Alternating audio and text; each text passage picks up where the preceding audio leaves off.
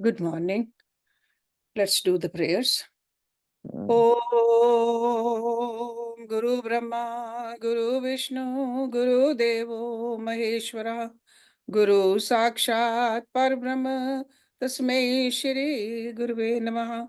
Om Bhurbhuvasvaha Tatsavitravare Bhargo Devasya Dhimahi Dhiyo Yo Nah Prachodayat Asto Ma Sadgamya तमसो मा ज्योतिर्गम्या मृत्युर्मा अमृतं गम्या ओम सहनावतु सहनौ भुनक्तु सवीर्यं करवावहै तेजस्विनावधीतमस्तु मा विद्विषावहै ओम शांति शांति Shanti Om. Let's open Ved Vivachan. If you have the book, we are on page number 196 and mantra number 61. And again, there are two parts. The first one is by Rishi Vishwamitra from Rigved, and Chand is Trishtup. And the second is again from Rigved, Rishi Angiras Kuts, Chand is Virat Trishtup. प्रकृति के सभी नियम अग्नि के अधीन हैं. सूर्य के रूप में अग्नि सबकी शासक है. सूर्य ही प्रकृति को संयमित करता है और संसार का प्राकृतिक चक्र चलाता है. अग्नि का महत्व सृष्टि चक्र में आंका नहीं जा सकता. सो मंत्र अंश. ऋतस्य यो नः वश्यद दमुनः. यह संयमी अग्नि प्राकृत नियमों के मूल में है. ऋतून प्रशासत विदधाव नुष्टुः. अग्नि सूर्य रूप में ऋतुओं का प्रशासक और कल्याण करता है. 5 देव में अग्नि का कथा महत्व खास. उसके ही तो कारणे चक्र सृष्टि रास. ऋतुओं का जो चक्र है वह सूर्य अधीन. ग्रीष्म वर्षा शरद जो वा शिशिरलोचीन. जो लाभ हैं सूर्य के गिन सके नहीं कोय. मिट जाए यदि सूर्य कभी नाश नाश ही होए. क्यों मिटेगा सूर्य कभी वह तो ईश अधीन. प्रकृति के जो नेम हैं उनको पालत चीन.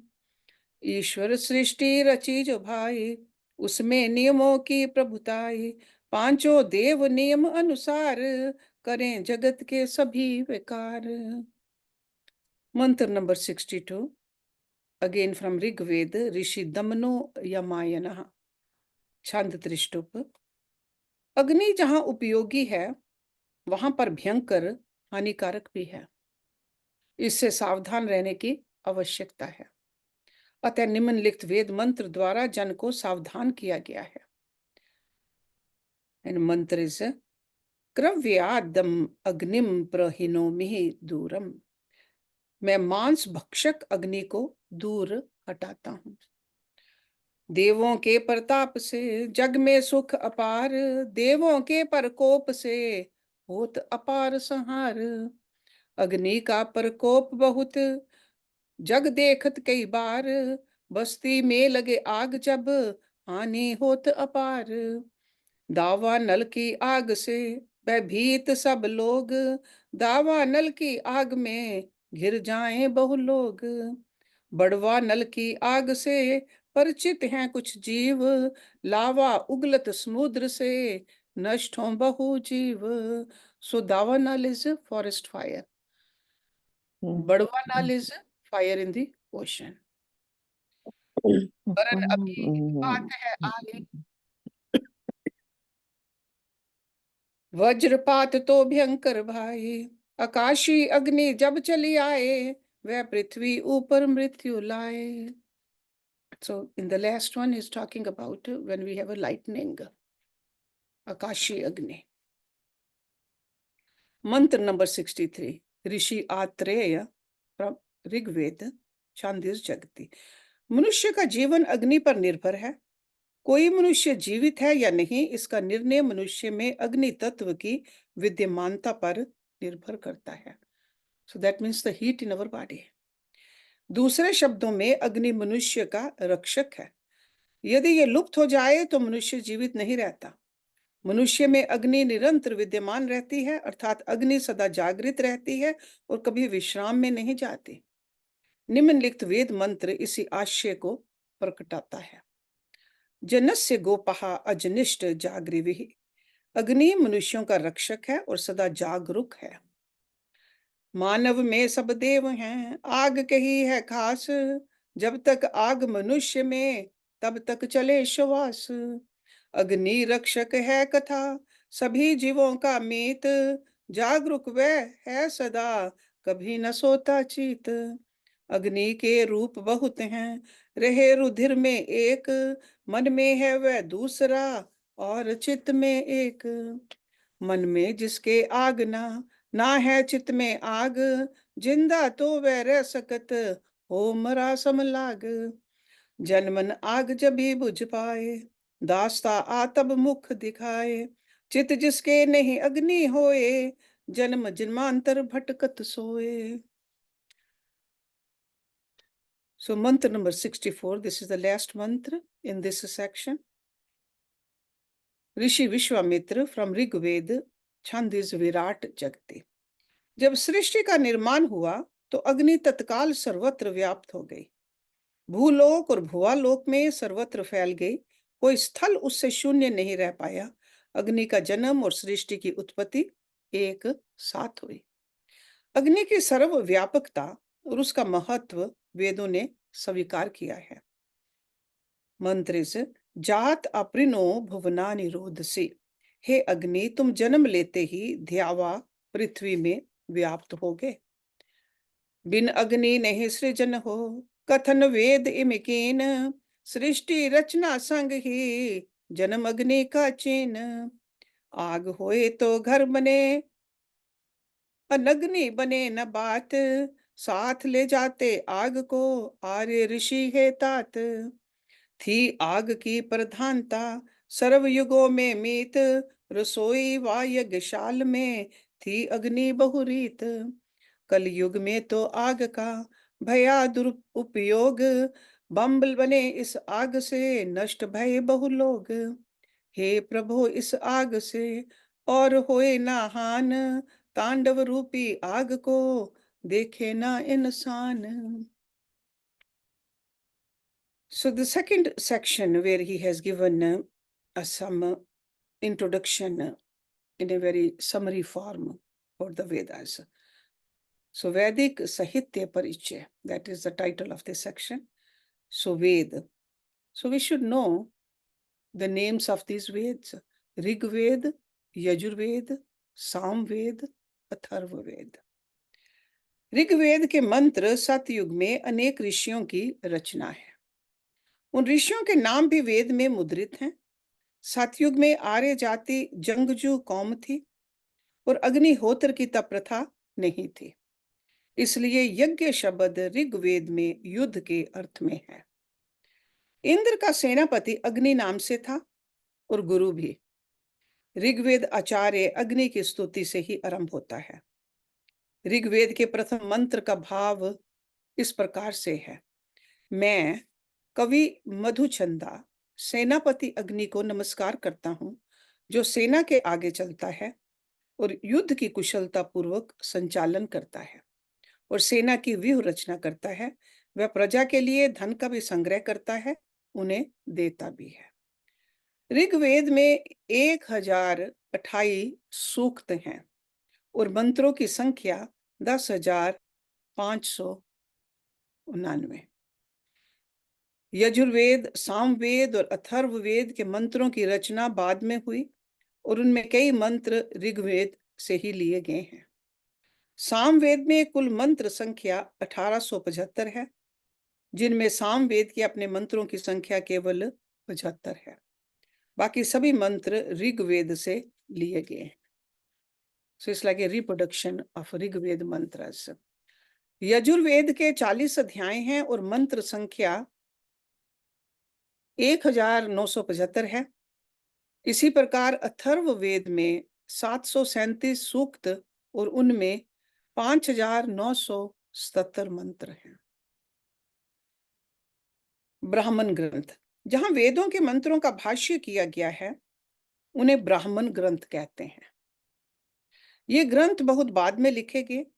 जब आर्य जाति में कर्म कांड का प्रचलन आरंभ हुआ, इन ग्रंथों में यज्ञों के विधि विधान व विभिन्न संस्कारों के विधान की व्याख्या है।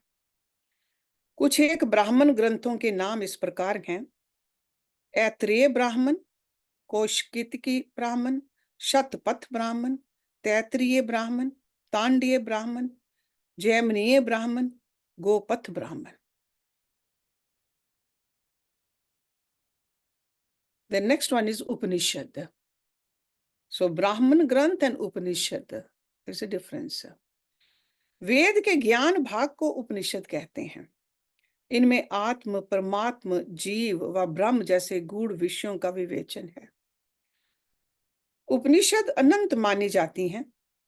उपनिषद शब्द का साधारण अर्थ है वह विद्या जो गुरु के अत्यंत निकट बैठकर सीखी जाती है।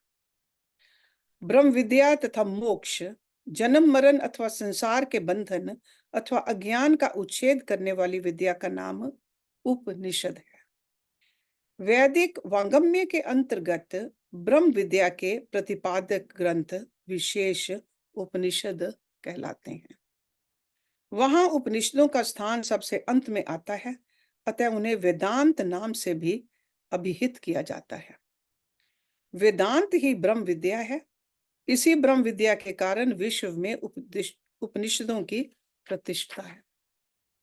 मुख्य वैदिक उपनिषद ये हैं: ईश, केन, कठ, प्रश्न, मुंडक, मांडुक्य, तैत्तिरीय, ऐत्रेय, छांदोग्य, बृहद अरण्यक, कौशिकी एंड श्वेताश्वर। वेद एक विराट पुरुष के समान है। इसके कई अंग प्रत्यंग हैं और विशाल भारतीय साहित्य में इसकी छाया है। मुख्यतः वेद संबंधी विद्याएं ये हैं: शिक्षा, कल्प, व्याकरण, निरुक्त, छंद, ज्योतिष। ये सभी वेद के अंग माने जाते हैं। शिक्षा इज, जिन ग्रंथों में वेद के स्वर, वर्ण, उच्चारण की शिक्षा दी जाए वह शिक्षा कही जाती है। कल्प, जीवन, नियम, न्याय, कर्मकांड, व्यवस्था, व्यवहार, इनमें जब समाज को कठिनाई आई तब कल्प सूत्रों की रचना हुई। कल्प के 3 भेद हैं: श्रोत सूत्र, गृह सूत्र एंड धर्म सूत्र। श्रोत सूत्र आश्वलायन और सांख्यायन श्रोत सूत्र मुख्य हैं। गृह सूत्र पास्कर गृह सूत्र। धर्म सूत्र, धर्म सूत्र ग्रंथों में 4 वर्णों के कर्तव्यों व राजधर्म का विवरण है। इसी आधार पर मनुस्मृति बनी है। कुछ और धर्म सूत्र ये हैं: गौतम धर्म सूत्र, बोधायन धर्म सूत्र, वैरवानस धर्म सूत्र, विष्णु धर्म सूत्र। इसी प्रकार व्याकरण, निरुक्त, छंद और ज्योतिष शास्त्र भी वेदों से संबंधित हैं। एक कवि ने वेद पुरुष की व्याख्या इस श्लोक द्वारा की है: शिक्षा ग्रानम कल्पो हस्तो, मुखम व्याकरणम समृतम, श्रोत्रम उच्यते छंदः, पादौ वेदस्य दो ज्योतिषम। अर्थात वेद रूपी विराट पुरुष के घ्राण, दैट मीन्स नाक, शिक्षा है, कल्प हाथ हैं, व्याकरण मुख है, निरुक्त कान है, छंद इसके पैर हैं और ज्योतिष आंखें हैं। वेदों में ऋषि, देवता, छंद। वेदों में मंत्रों के साथ ऋषि, देवता और छंद लिखे मिलते हैं। ऋषि वे महात्मा कहलाते हैं जिन्होंने वेदों के सूक्ष्म अर्थों को प्रकाशित किया। देवता उसको कहते हैं जिसके गुणों का वर्णन मंत्र में प्रधानता से हो। मिताक्षर वाक्य छंद कहलाते हैं। जिस प्रकार ऋग्वेद, यजुर्वेद और सामवेद में सूक्त इत्यादि के साथ ऋषि, देवता और छंद लिखे हैं, उस प्रकार अथर्ववेद संहिता में नहीं है। इतिहास और पुराण। इतिहास पुराण वेदों की परंपरा है। इतिहास पुराण के अनुशीलन के बिना वेदों में ऋषियों के गूढ़ भावों को समझना बहुत कठिन है। अतः श्रीमद् भागवत महापुराण से हम उन स्थलों का उल्लेख कर रहे हैं जिन्हें देखकर वेद के मंत्रों का अर्थ सुगमता से हृदयगम हो सकता है। श्रीमद् भागवत महापुराण, षष्ठ स्कंद, नवम अध्याय। विश्व रूप का वध, वृत्रासुर द्वारा देवताओं की हार, देवताओं का दधीची ऋषि के पास जाना, और 10वां अध्याय भी देखें। षष्ठ स्कंद, 11वां 12वां अध्याय, देवासुर संग्राम और वृत्रासुर का वध। षष्ठ स्कंद, 14वां अध्याय, वृत्रासुर का पूर्व चरित्र। षष्ठ स्कंद, 18वां अध्याय, दिति और अदिति की संतानों की तथा मरुदगण की उत्पत्ति। अष्टम स्कंद, 10वां 11वां अध्याय, दैत्य देवासुर संग्राम। द्वादश स्कंद, 7वां अध्याय, अथर्ववेद की शाखाएं। द्वादश स्कंद, 6ठा अध्याय, वेदों के शाखा भेद। तृतीय स्कंद, 6ठा अध्याय, विराट शरीर की उत्पत्ति। श्रीमद् वाल्मीकि रामायण, युद्ध कांड, सर्ग 102। इंद्र के भेजे हुए रथ पर बैठकर श्री राम का रावण के साथ युद्ध करना। So this is just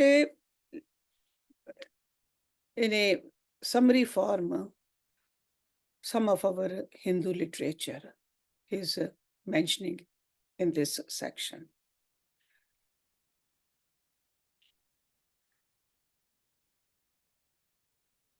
In the next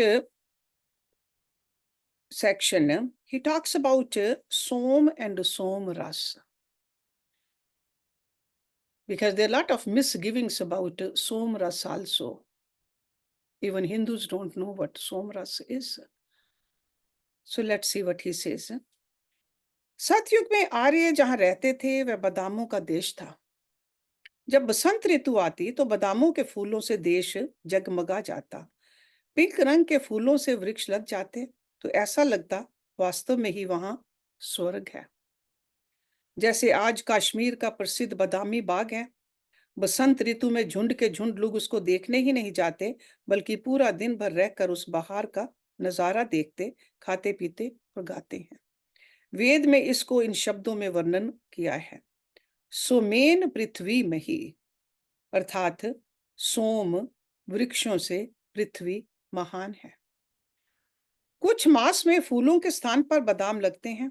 Hare Hare कच्चे कच्चे वे बादाम बच्चे कच्चे पशु पक्षी सभी को अच्छे और स्वादिष्ट लगते हैं। वह कच्चे कच्चे फल आज भी कश्मीर के व्यापारियों को प्रिय हैं और उन्हें उसका लाभ भी होता है। वेद में इसी बात को इस प्रकार लिखा मिलता है। स न पवस्व शम गवे शम जनाए शम वर्ते, अर्थात कच्चे बादाम सोम बहुत लाभदायक हैं। मनुष्य गौएं घोड़ों सभी को संतुष्ट करते हैं। वे बड़े स्वादिष्ट और मधुर होते हैं। जैसे वेद में लिखा है, स्वादुष कलायम मधुमाम उतायम, अर्थात वे बादाम नहीं बल्कि अमृत हैं। देवा अकृन्वन अमृतस्य नाभिम, उनके भीतर अमृत जैसा रस है। उनके वृक्ष सर्वत्र हैं, सब स्थान उन बादामों के वृक्षों से लहलहाते हैं। या पर्वते इश्वोन दिश्वसु, वे वृक्ष पहाड़ों में, जलाशयों पर, जंगलों में, सब स्थानों पर हैं। जब हरे बादाम पक जाते हैं तो उनकी गिरी को पीसकर जल के साथ उसका शरबत बनता है। उसे सोम रस का नाम दिया है और सोमज्ज, सोम का दूध भी कहते हैं। वह प्रचलित भाषा में सरदाई है। सरदाई वैदिक काल से अब तक पहलवानों और परिश्रमी लोगों का प्राथमिक पेय है। वह सफेद रंग का शरबत सोमज्ज नाम से प्रसिद्ध है, जिसका पर्याय दूध है। सरदाई की वेद में बहुत प्रशंसा की गई है और इंद्र का अभीष्ट पेय है। इसके गुणों का वर्णन वेद ऋचाओं में विस्तार पूर्वक है, जैसे अपामिम व भवतु रक्षसा सह। इससे रोग दूर होते हैं और हमारे शरीर की रक्षा होती है। यह शक्ति का भी स्रोत है। अवाहन नवति नर्व। इंद्र ने इस द्वारा शक्ति पाकर शत्रुओं के 99 नगर ध्वस्त किए। बुद्धि की शक्ति बढ़ाना और उसको तीव्र करना, तो इस बादाम का गुण सर्वत्र प्रसिद्ध है। वेद की ऋचा में भी यही है। अयम मनीषः अमुष्यतेम जिगः। ये बुद्धि को तीव्र करता है। जब थका मांदा कोई आए और उसे बादामों की सरदाई मिल जाए तो सारी थकावट दूर हो जाती है। वेद में लिखा है, इंदवो मत्सरः मादेशन्वः, अर्थात ये तृप्ति कारक और हर्षदायक है। यही नहीं, इससे शरीर की कांति भी बढ़ती है। वेद के अनुसार यशस्य तेतनवो नृमन वर्धना। हे इंद्र, ये बादाम तेरे शरीर की कांति को बढ़ाने वाला है। We're going to stop it here and start from this page next week. Then we'll finish this book. ॐ पूर्णमदा पूर्णमिदं पूर्णात् पूर्णमुदच्यते पूर्णस्य पूर्णमदाय पूर्णमेवावशिष्यते। ॐ शान्ति शान्ति शान्ति। Thank you very much.